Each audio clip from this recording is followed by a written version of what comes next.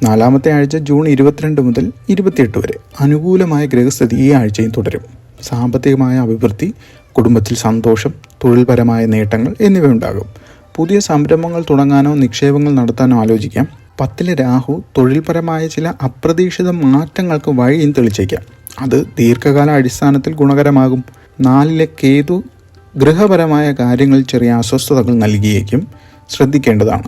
അവശേഷിക്കുന്ന ദിവസങ്ങൾ ജൂൺ 29, 30. മാസാവസാനത്തിലും പൊതുവെ അനുകൂലമായ ഫലങ്ങൾ തുടരും. സാമ്പത്തികമായ സ്ഥിരതയും സന്തോഷവും അനുഭവപ്പെടും. ഭാവിയിലേക്കുള്ള പദ്ധതികൾ ആസൂത്രണം ചെയ്യാൻ നല്ല സമയവുമാണ്. ദോഷപരിഹാരങ്ങളായി പറയുന്നത് കേതു പ്രീതിക്കായി ഗണപതിയെ ആരാധിക്കുക. ഗണപതിക്ക് കറുകമാല സമർപ്പിക്കുന്നതും മോദകം നിവേദിക്കുന്നതും ഉത്തമമാണ്. ഓം ഗം ഗണപതയേ നമ എന്ന മന്ത്രം നിത്യവും ജപിക്കുക. സൂര്യൻ മാസത്തിൻ്റെ ആദ്യ പകുതിയിൽ ജന്മരാശിയിൽ. ഞായറാഴ്ചകളിൽ സൂര്യക്ഷേത്ര ദർശനം നടത്തുക. ആദിത്യ ഹൃദയം ജപിക്കുക. ഗോതമ്പ് ദാനം ചെയ്യുന്നത് വളരെ നല്ലതാണ്. ചൊവ്വ 3-ൽ നീചനായിട്ടാണ് കാണുന്നത്. സുബ്രഹ്മണ്യ ഭഗവാനെയും ഭദ്രകാളിയെയും ആരാധിക്കുക. ചൊവ്വാഴ്ചകളിൽ വ്രതമനുഷ്ഠിക്കുന്നത് ഉചിതവുമാണ്.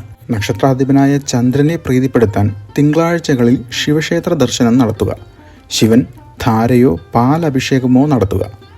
പൗർണമി ദിവസം വ്രതമെടുക്കുന്നതും ചന്ദ്രദർശനം നടത്തുന്നതും നല്ലതാണ്.